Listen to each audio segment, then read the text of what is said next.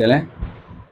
पहला बात देखिए, यह जो 3 क्वेश्चन मैंने सामने में टेस्ट लिया है आप लोगों से, जब प्रश्न सामने में आता है ना तो दिग्भ्रमित होना भी लाजमी है। समझता है वही छात्र जो काफी गंभीर अध्ययन करता है। समझता है वही छात्र जो गंभीर अध्ययन करने के बाद जब उसके दिमाग के भीतर वो कॉन्सेप्चुअल चीज खड़ी होती है तो वो छात्र लिखता है। ये लंबी मात्रा में, लंबी लाइन में क्वेश्चन यूपीएससी में पूछी जाती है। बीपीएससी भी उसका मेंस में नकल कर रही है।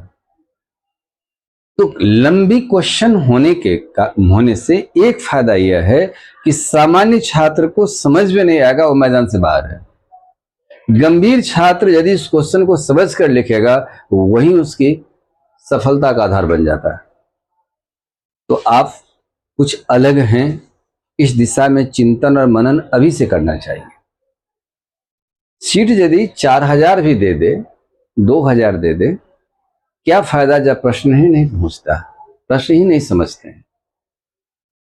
नहीं तो फिर लड़का अपने आप को क्या समझ रखा है, समझ को विकसित करने के लिए अध्ययन की निरंतरता चाहिए। अब देखिए क्वेश्चन क्या कहता है, मौलिक अधिकार की मौलिकता इस रूप में समाहित है कि यह मानवता तथा नैतिकता के साथ पूर्ण विकास की ओर ले जाता है। फिर भी कुछ विकास विशिष्ट स्थिति में रोककर राष्ट्र जीवन की श्रेष्ठता पर बल दिया जाता है। फिर भी मौलिक अधिकार विशेष स्थिति में बनी रहती है। समझावे। मैं बीपीएससी की तरह 38 अंक का प्रश्न होता है लॉन्ग, तो 38 अंक का दिया था। इतनी बात लंबा होने के बाद स्वाभाविक है वह कितनी बार कौन सा सेंटेंस गुजर रहा है तो हमें समझने से दूर भेज देगा। लेकिन जब इस क्वेश्चन को तोड़िए, रफ कार्य है तो हर सिविल सेवा के मेंस के कॉपी में आपको दिया जाता है। आप वहां जाइए, क्वेश्चन के साथ समझिए। कह रहा है मौलिक अधिकार की मौलिकता। तो अब आप इस प्रश्न को समझने के बाद देखिए कि मौलिकता, मौलिक अधिकार की मौलिकता है। यदि यह प्रश्न देंगे तो आप लिख सकते हैं मौलिकता है। मौलिकता क्या है? तो मूल अधिकार की क्या ऐसी रूपरेखा है जो इस रूप में समाहित हो गया है? क्या ऐसा मौलिक अधिकार है? कौन सा मौलिक अधिकार है जो मानवता, ह्यूमनिटी और मोरालिटी, नैतिकता के साथ पूर्ण विकास की ओर ले जाता है? यानी मौलिक अधिकार सर्वांगीण विकास का द्योतक है। आप क्वेश्चंस को जो मेन शब्द है पहले आप उसी को नोट कर लीजिए और उसको अपने हिसाब से चिंतन करिए। क्वेश्चन का भाव बन जाता है। भाव बनने के बाद वही एक लाइन से दो लाइन में इसे इंट्रोड्यूस करिए। ये हो गया क्वेश्चन की समझदारी। जैसे इंट्रोडक्शन क्लास में बताए थे कि समझदारी क्या चीज है, क्या लिखोगे, तो यूनिवर्सिटी एग्जाम से अलग है, इसलिए थोड़ी समझदारी तो रहना चाहिए। और समझदारी के आधार से प्योरिटी को डील की जाती है। तो समझे ही प्रश्न नहीं तो प्योरिटी डील नहीं होगी। फिर भी कुछ विकास विशेष स्थिति में रोककर, ये तो हमारा विकास करता है, पूर्ण विकास करता है, मानवता नैतिकता का पूर्ण विकास कर रहा है। यानी मौलिक अधिकार ऐसा अधिकार है जो हमें पूर्ण विकास की ओर ले जाता है और इस विकास से मानवता नैतिकता से युक्त बना देता है। इसलिए मैंने यहां पर रफ किया, मौलिक अधिकार, मौलिकता, मानवता, नैतिकता, जनता का विकास है। अब कहता है कुछ स्थिति में रोक कर, यानी प्रतिबंधित करके, रोक करके राष्ट्र जीवन की श्रेष्ठता पर बल दी जाती है। आपातकालीन मौलिक अधिकार हमें रोका जाता है, प्रतिबंधित किया जाता है। यही बात एमसी छागला ने कहा था कि एक हाथ से मौलिक अधिकार दे जाते, एक हाथ से मौलिक अधिकार ले लिए जाते हैं। तो ले ले जाते हैं तो किसके द्वारा? प्रतिबंधों के द्वारा। तो प्रतिबंध लगाती है तो किस किस स्थिति में प्रतिबंध लगाती है वो चीज का शामिल कर देना था। राष्ट्र जीवन की श्रेष्ठता पर बल दिया जाता है, फिर भी मौलिक अधिकार की विशेष स्थिति बनी रहती है। तो आर्टिकल 20 और 21 आपातकालीन समय में जिंदा रहता है, शेष मौलिक अधिकार आपातकाल में खत्म हो जाता है। तो मौलिक अधिकार 6 प्रकार का है। यह 6 अधिकार किस प्रकार से मौलिक है, कैसी वो यूनिट है जो जनता का सर्वांगीण विकास का द्योतक हो जाता है। अब इसमें जनता को भारत में एक ही अधिकार है, वो मौलिक अधिकार है। तो मौलिक अधिकार से मानवाधिकार। अब मैं आपको याद करिए कि मैं क्लास में बताया था कि जब हमारे देश की संविधान बन रही थी तो उस समय में 38 दिन संविधान सभा ने इस पर विचार किया और उस समय हमारा संयुक्त राष्ट्र संघ का भी चार्टर बन रहा था।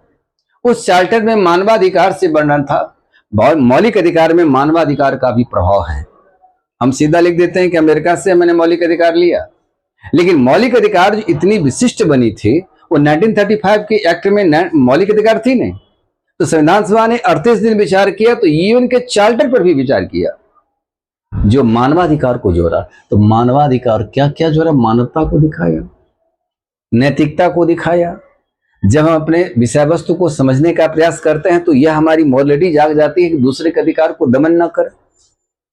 तो नैतिकता इस रूप में विकास करने का कारक बन जाता है। एक अधिकार, अब इस बात को देखिए, मौलिक अधिकार की मौलिकता को समझ आपको लिखना है। कौन कौन सा मौलिक अधिकार है, उसकी क्या विशेष वस्तु सर्वांगीण विकास सब लोग व्यक्ति अपना अधिकार का यूज कर सकता है। ये मानवता नैतिकता को सिखाता है। कौन कौन सा मानवाधिकार से जुड़ा हुआ मौलिक अधिकार है उसका विश्लेषण कर लीजिए। जनता का विकास के द्योतक होता है, लेकिन प्रतिबंधित किया जाता है जब राष्ट्र जीवन प्रभावित होने लगता है तो राष्ट्रीय आपात इस समय प्रतिबंधित की जाती है। एक प्रतिबंध सामान्य व्यवस्था में भी लागू की जाती है जब मार्शल एक्ट लागू हो जाए। फिर दूसरा प्रतिबंधित यह भी हो सकता है कि यदि आप इस अधिकार का दुरुपयोग करते हैं तो प्रतिबंधित किया जा सकता है। स्वतंत्रता का अधिकार सबसे पहले छीना जाएगा, आर्टिकल 19 को छीना जाता है। तो यही बात को वर्णन करना था। दूसरा क्वेश्चन कहता है कि मौलिक अधिकार की परिधि न्यायपालिका ने जनता के हित में जीवन की श्रेष्ठता ही नहीं अपितु विशेष आत्माओं की समझ से विश्लेषण किया है, समझावे। तो यहां कहता है कि मौलिक अधिकार की परिधि क्या है? न्यायपालिका ने जीवन के अधिकार को तो परिभाषित किया ही है और भी करने में जुटी हुई भी है, लेकिन मौलिक अधिकार पर ऐतिहासिक जजमेंट क्या क्या दिया है सुप्रीम कोर्ट, जो प्रहरी की भूमिका में आया। और दूसरी बात है कि यदि जनता के मौलिक अधिकार का हनन कोई करता है तो न्यायपालिका केस लेती है, न्यायपालिका उसकी व्याख्या करती है, तो व्याख्या का आधार पर दिखाती है। तो अब यह सीधा क्वेश्चन है कि मौलिक अधिकार की प्रहरी न्यायपालिका है और न्यायपालिका ने आर्टिकल 21 को श्रेष्ठ अनुच्छेद साबित किया, उसकी परिभाषा दिया। परिभाषा थोड़ा दिखा दीजिए, क्या क्या किन किन मुद्दे को 21 को प्रकाश में लाया है। उसके बाद मौलिक अधिकार के संदर्भ में सुप्रीम कोर्ट का जो ऐतिहासिक जजमेंट रहा है मेजर, उस मेजर जजमेंट को लिखना है। वो तो भैया क्वेश्चन खत्म है। यदि आप इस चीज को नहीं समझे हैं तो आप बताइए कि फिर मैं इसको एक्सप्लेनेशन और भी बेहतर तरीका से करता हूं। लेकिन अब आप टेस्ट में जो लिखे हैं इसको घर पर ऐसे आप प्रैक्टिस करिएगा। अभी समझाने का मतलब यह है, आप यदि सिविल सर्वेंट बनते हैं तो उसके लिए विशेष टैलेंट चाहिए, विशेष समझ चाहिए। और विशेष समझ में सिर्फ उसको ये समझदारी दिखाना है कि मैं इस कमीशन के काबिल हूं। ये आपको कॉपी पर दिखाना होगा, हालांकि आपकी कॉपी जो रिप्रेजेंट कर रहा है तो आप तो वहां होते नहीं, कैसे रिप्रेजेंट कराइएगा? इन बातों का विश्लेषण करके दिखाइए। फिर कहता है कि तीसरा क्वेश्चन है कि मौलिक अधिकार समानता सिद्धांत के बिना जलविहीन मछली की कल्पना है। कहता है कि प्रत्येक मौलिक अधिकार में, आपके पास 6 मौलिक अधिकार है, ये प्रत्येक मौलिक अधिकार में समानता सिद्धांत समाहित है, सबके लिए बराबर का अधिकार है। यदि ये समानता का सिद्धांत हटा देते हैं तो मौलिक अधिकार कुछ सिर्फ सीमित व्यक्ति के हाथों में चला जाएगा। यहां पर राजनीतिक लोकतंत्र की स्थापना नहीं होगा। मौलिक अधिकार का उद्देश्य राजनीतिक लोकतंत्र की स्थापना करना है। इस यह लोकतंत्र तभी संभव है जब समानता का सिद्धांत सभी व्यवस्थाओं के साथ इसको प्रयोग में लाया जा सके, जनता उस अधिकार को प्रयोग में करे।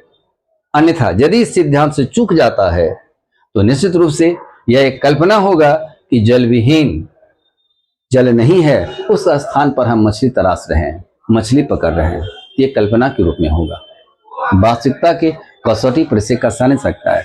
इसलिए वास्तविकता की कसौटी पर लाने के लिए समानता का सिद्धांत सभी मौलिक अधिकारों के साथ समाहित करना होगा, तभी हम मौलिक अधिकार को प्रयोग में ला सकते हैं। बात समझ में आ गई? अब इसी बात को समझिएगा तो थोड़ा सा झिझक होता है शुरुआत में, उसके बाद लिखने की शैली का जो प्रवाह होता है तो फिर मेंस पढ़ते तो इतनी मजाक का विषय है, लगेगा कि एकदम पढ़ते रहे। मेंस पढ़ोगे ना, थकोगे नहीं। इस चीज को थोड़ा सा अमल में लाकर देखो, समझदारी से अध्ययन करके देखो। चलिए फिर हम दूसरा दिन फिर